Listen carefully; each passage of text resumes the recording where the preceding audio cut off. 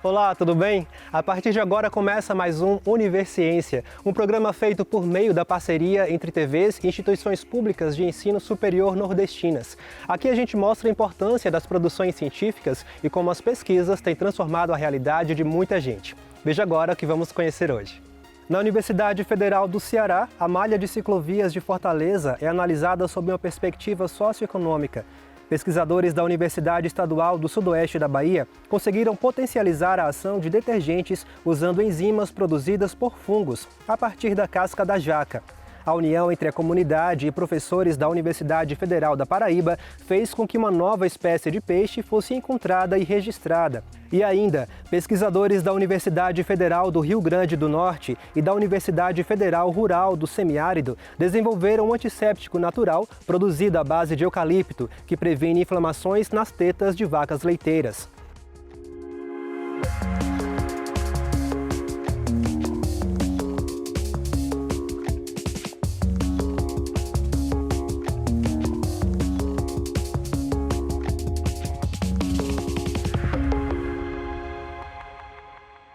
Nos últimos anos, tem se estimulado o uso da bicicleta em Fortaleza como alternativa de mobilidade urbana. Em 2012, a cidade contava com menos de 70 quilômetros de rede cicloviária. Hoje, já são mais de 410 quilômetros. Mas como essa rede está distribuída pelos bairros? Esse foi o questionamento de um estudante da Universidade Federal do Ceará que desenvolveu um índice para entender a situação. E a gente confere agora os detalhes desse estudo.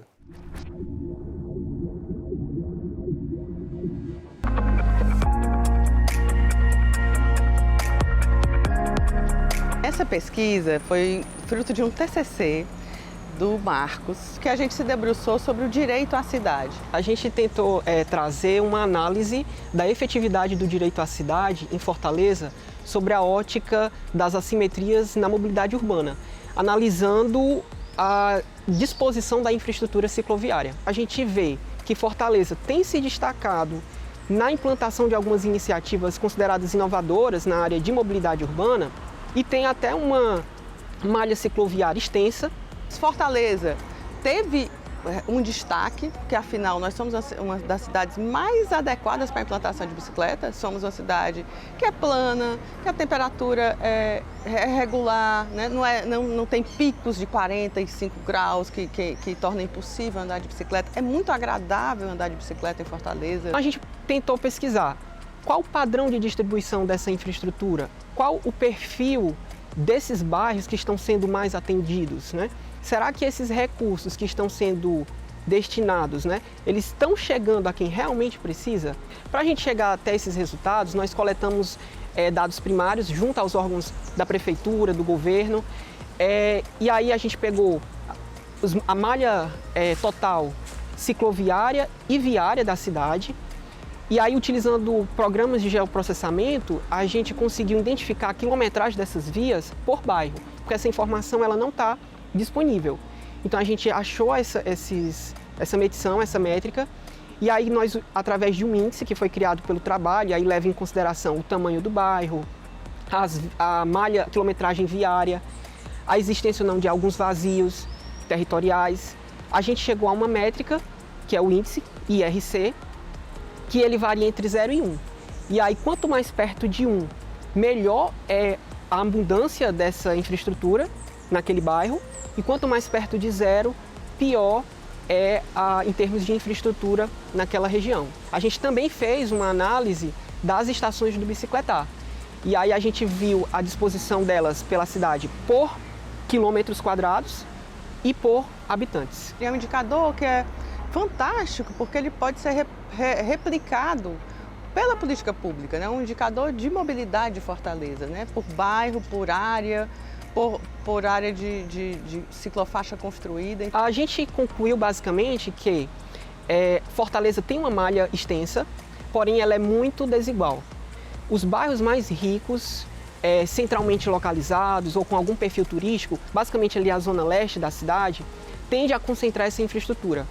Já na periferia, nos bairros periféricos, onde tem o menor IDH, a renda média mais baixa e é onde está a maior parte da população de Fortaleza, carece dessa infraestrutura. Quando a gente olha à disposição das estações do bicicletar, essas desigualdades ainda são mais intensas, porque elas se concentram ainda mais nas regiões de perfil turístico, ali a praia, o centro, até alguns bairros de perfil universitário, mas na periferia, onde carece de uma certa mobilidade ali entre esses bairros, não há a disponibilidade dessa infraestrutura. De fato, uma pesquisa que contribui para as políticas públicas no sentido de que se isso fosse incorporado, né, que se cada ano isso fosse novamente medido, seria uma forma, né, de acompanhar e de melhorar essa política pública de mobilidade da cidade. Tem um indicador de direito à cidade a partir da malha cicloviária, que é talvez o transporte mais democrático, né, que traz mais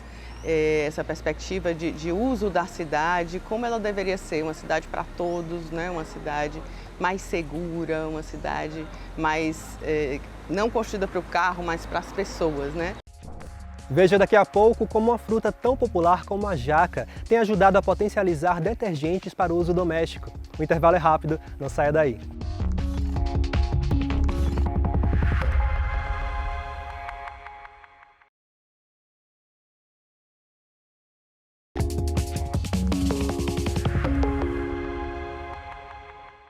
Enzimas são substâncias naturais produzidas por todos os seres vivos que são capazes de promover a quebra de moléculas. Uma pesquisa da Universidade Estadual do Sudoeste da Bahia descobriu que uma enzima produzida por um fungo alimentado com a casca da jaca pode ser capaz de quebrar moléculas de gordura.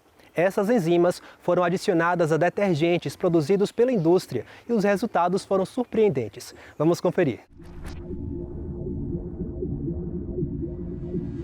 As enzimas são catalisadores biológicos que ajudam nos processos de diversas reações químicas, de um modo geral. Elas podem estar presentes nos animais, nos vegetais e também nos micro-organismos. No caso da Jéssica, a gente fez uma extração enzimática proveniente de um micro-organismo. Bom, a ideia desse trabalho surgiu, né, a partir da importância das enzimas nos setores industriais, porque nós sabemos que elas são aplicadas em diversos setores industriais e um deles é nas indústrias de detergentes. Só que o custo de produção das enzimas ainda é muito caro, então o uso delas acaba sendo limitado. Então, diversos trabalhos, né, têm sido desenvolvidos com o intuito de obter uma forma de produzir essas enzimas com um custo mais reduzido. Primeiro, a gente está tentando reduzir resíduos agroindustriais, né, utilizando uma casca de uma fruta, que nesse caso é a jaca, que é um produto muito consumido no Nordeste. Então, você tem um volume grande de resíduo. E com isso também a gente está buscando baratear e também melhorar a eficiência de um detergente comercial. Cerca de 70% da produção de jaca é descartado. E a casca da jaca compõe aproximadamente 50% de todo o fruto. Então, imagine aí a quantidade de casca de jaca que é produzida em todo o ano e que não tem nenhuma utilidade. Então, através desse trabalho, né, a gente fez o uso, né, da casca da jaca como substrato no processo de fermentação em estado sólido e vimos que ele é um resíduo promissor para que a gente pudesse estar utilizando ele para a obtenção de enzimas, porque o micro-organismo ele vai crescer, né, nesse resíduo, ele vai se nutrir dos nutrientes que compõem esse resíduo e através ali do metabolismo do micro-organismo ele vai acabar secretando algumas enzimas, como, por exemplo, as enzimas que foram estudadas no meu trabalho. Aqui no laboratório a gente tem vários fungos isolados de plantas e do solo. Então a gente observa desses fungos quais produzem aquelas enzimas, aquelas proteínas que a gente quer, que a gente tem interesse para essa aplicação, que no caso é a lipase, celulase e a amilase. Então a gente faz teste aqui no laboratório e vê quais desses fungos produziram aquelas enzimas que a gente tem interesse. Claro que a gente coloca substâncias em um shaker, né, que a gente shaker é um misturador com a temperatura de 30 graus Celsius, que é a temperatura que o fungo cresce, e depois faz um teste para ver qual daqueles inúmeros fungos que a gente testou, a gente chama isso de triagem, quais daqueles fungos que a gente testou produz aquilo que a gente quer. Nós selecionamos 3 detergentes comerciais, detergentes específicos para lavagem de roupas, e aí nós avaliamos a compatibilidade das enzimas que foram produzidas no trabalho com esses detergentes. Primeiramente, esses detergentes eles foram diluídos em água para a gente simular, né, o processo de lavagem, e eles foram submetidos também a uma elevada temperatura para que a gente pudesse estar desnaturando qualquer enzima que estivesse presente ali na composição daqueles detergentes. Como uma garantia que só iria estar presente a enzima que nós adicionássemos. Então, selecionado o detergente, né, que as enzimas se comportaram melhor, nós demos continuidade, que aí é onde entra o teste de lavagem. No primeiro tratamento, a gente fez a lavagem apenas com água. O segundo tratamento, a gente fez a lavagem apenas com o detergente comercial. O terceiro tratamento, a gente fez a lavagem com a solução detergente mais 2% de enzima. E o quarto tratamento, a gente fez a lavagem do tecido com detergente mais 5% de enzima. Então, com essa concentração mais elevada de enzima, a gente consegue remover, né, as sujidades a aproximadamente 100%, e mesmo adicionando uma concentração um pouco menor, que foi a de 2%, a gente consegue sim ter um resultado bem melhor quando comparado a apenas a lavagem com detergente comercial. E a gente pôde comprovar que ele reduziu a sujidade de óleos, de manchas de tomate, melhorou a brancura do tecido. Então, ele teve uma eficiência satisfatória nesses testes iniciais. Claro que outros testes também deverão ser feitos, mas a nível de laboratório foi satisfatório os testes que nós tivemos. A gente testou com tecidos, mas ele tem uma amplitude maior, né? Você pode utilizar como detergente de louças, você pode utilizar na linha industrial como um desengraxante. Então, ele tem uma amplitude grande, né? É claro que a gente tem que fazer mais testes com isso. Então, a gente também busca parcerias com indústrias que estejam interessadas na região em continuar essa pesquisa, porque a função da universidade é essa. A gente desenvolve para melhorar as condições da sociedade, das indústrias. É assim, né, que a universidade ela progride e ela mostra a sua importância para a sociedade. Na busca pela manutenção da biodiversidade, ao mesmo tempo em que devemos nos preocupar com a preservação de animais já conhecidos, catalogar novas espécies também é muito importante. Nesse sentido, um pesquisador da Universidade Federal da Paraíba acaba de catalogar uma nova espécie de peixe, identificada entre os estados da Paraíba e do Rio Grande do Norte, e que nós vamos conhecer agora. De vários formatos, cores e tamanhos, eles podem viver em água doce ou salgada. Encontrar uma espécie desconhecida é um marco na vida de qualquer estudioso. Quando a gente viu aquele peixe ali, a gente já sabia que era uma espécie nova. E quando a gente viu a coloração, viu que ele era completamente diferente dos peixes que a gente conhecia aqui, então lá no momento a gente já viu, ó, essa aqui é uma espécie nova, aí foi uma alegria só. Uma alegria e tanto para o professor Telton Ramos, coordenador do Peixes da Caatinga, projeto da UFPB. Então, essa espécie foi descoberta por um morador, né, que mora num assentamento, e aí ele enviou a foto para um pesquisador amigo nosso. Esse pesquisador mandou a foto para a gente, né, e a gente viu que era uma espécie completamente diferente das espécies que a gente conhece, né, da região. Então, a gente viu que a possibilidade dessa espécie ser uma espécie nova, né? Então, a gente ficou louco, né, quando viu aquilo ali. Então, a gente decidiu, né, montar uma expedição.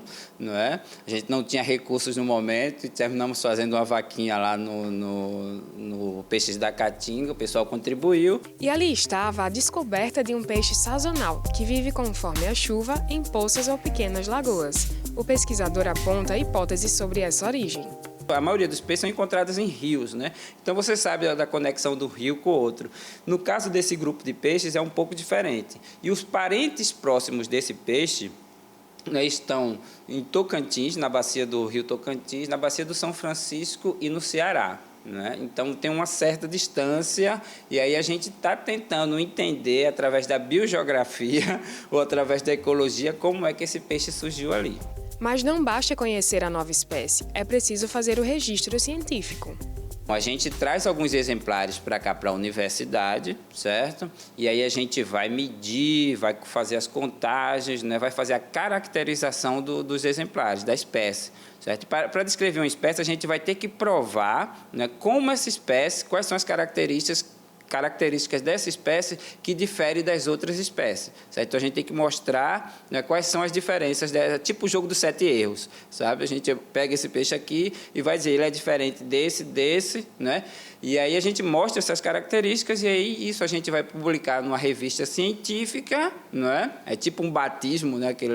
Aquele artigo, né? E aí depois que é publicado, né, numa revista científica, é que esse peixe é considerado uma espécie nova, né? E no momento de batizar o peixe? Atualmente eu tenho procurado colocar nomes, sabe, um pouco chamativos. A gente muitas vezes, a maioria das espécies, a gente colocava uma característica do peixe. Então, quando o peixe é azulado, a gente botava certo nome latino, né, que caracterizasse um pouco aquele peixe. Ou a gente faz uma homenagem a quem descobriu, ou a gente faz uma homenagem à região. Ultimamente eu tenho descrito espécies e tenho colocado nomes, né, de pessoas importantes daqui do Nordeste. Por exemplo, né, há um ano atrás, eu acho que a gente escreveu uma espécie chamada Parotocinclus jacksoni, né, justamente em homenagem ao Jackson do Pandeiro. Usando esses nomes, geralmente a espécie termina sendo mais reconhecida, termina sendo as pessoas tendo um olhar diferente para essas espécies. Então, a gente, para ajudar na conservação dessas espécies, que a gente sabe que um dos grandes problemas na conservação dos peixes, né, aliás, dos animais no geral, é a falta de conhecimento. Então, quando a gente utiliza um nome desse aí, as pessoas já se popularizam um pouco mais com aquele peixe e aí tem uma certa vontade de conservar aquele peixe, né, aquele organismo lá. A seguir, uma parceria entre as universidades federais do Rio Grande do Norte e a Rural do Semiárido gerou um novo antisséptico natural à base de eucalipto, capaz de evitar inflamações mamárias em bovinos e caprinos. É logo após o intervalo.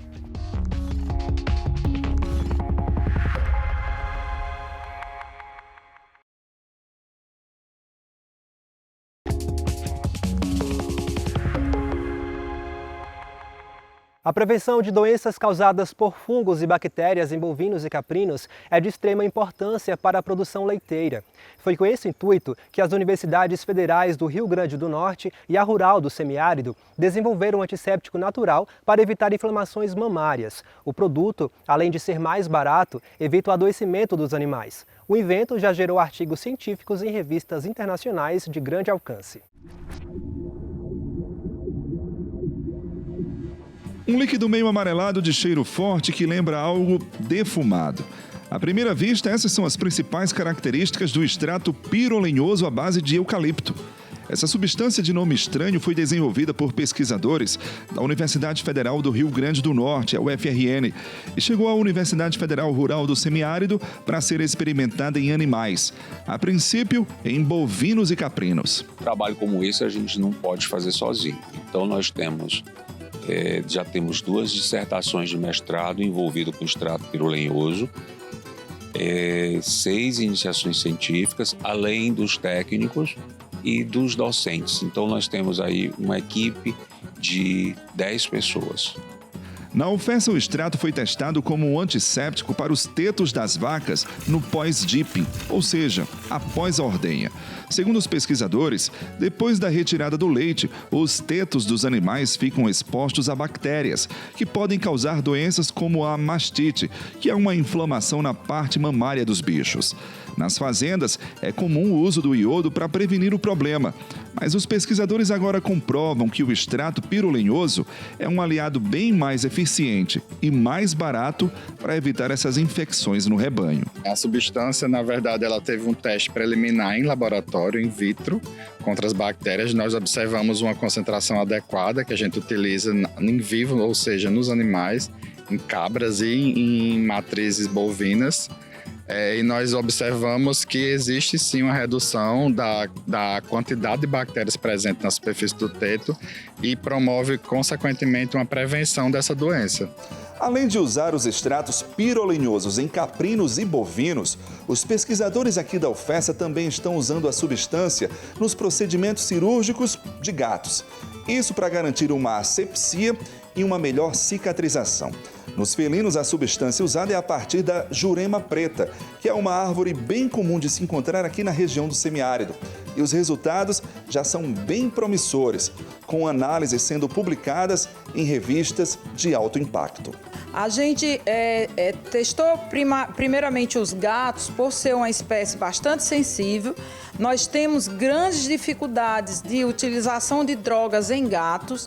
Então, nós acreditamos que isso trará muitos benefícios, tanto para os gatos, quanto para os tutores, quanto para os profissionais. As análises envolvendo o extrato à base da jurema preta em felinos estão sendo acompanhadas pelo estudante do mestrado da UFESA, Leon Denner.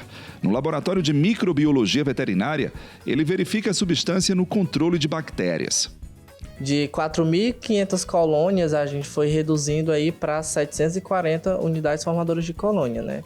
O que impacta significativamente tanto na indústria farmacêutica quanto para a produção de novos fármacos e para o produtor, né? Que vai pagar cada vez menos pelos seus tratamentos. Já no laboratório de biotecnologia animal, as análises são para verificar a toxicidade dos extratos pirolenhosos. Aqui o objetivo é atestar que a substância não tem nenhum perigo para os animais e nem para o homem, que vai consumir carnes e leites. Nós observamos no nosso laboratório que ele não tem efeito tóxico, ou seja, ele não tem efeito tóxico sobre as células animais e tem um efeito positivo como antimicrobiano para justamente a proposta do, não é tratamento, mas prevenção de mastites. Pesquisa envolvendo extratos pirolenhosos é algo novo no Nordeste, mas com grande potencial de crescimento. Os resultados promissores representam novas alternativas de prevenção de doenças e, assim, menos custos para os pecuaristas. Diante de tantas novidades, os pesquisadores estão partindo para novos experimentos, sem esquecer de resguardar a propriedade intelectual do que já foi analisado. Já foi feito o depósito da patente. E esperamos, nesse momento, que empresas possam trabalhar com esse extrato pirolenhoso e ser massificado, ou seja, se deu tão certo, ele necessita que seja colocado para o mercado nacional e internacional, para que a gente possa realmente ter o final da cadeia de um produto produzido dentro dos laboratórios da nossa universidade. É isso. O Universiência de hoje fica por aqui. Obrigado por sua companhia e fique ligado, porque no próximo programa traremos mais pesquisas importantes como as que exibimos hoje. Caso tenha alguma dúvida ou sugestão, envie um e-mail para universiencia@uesb.edu.br. A gente responde por aqui mesmo em um próximo programa. Tchau, tchau e até lá!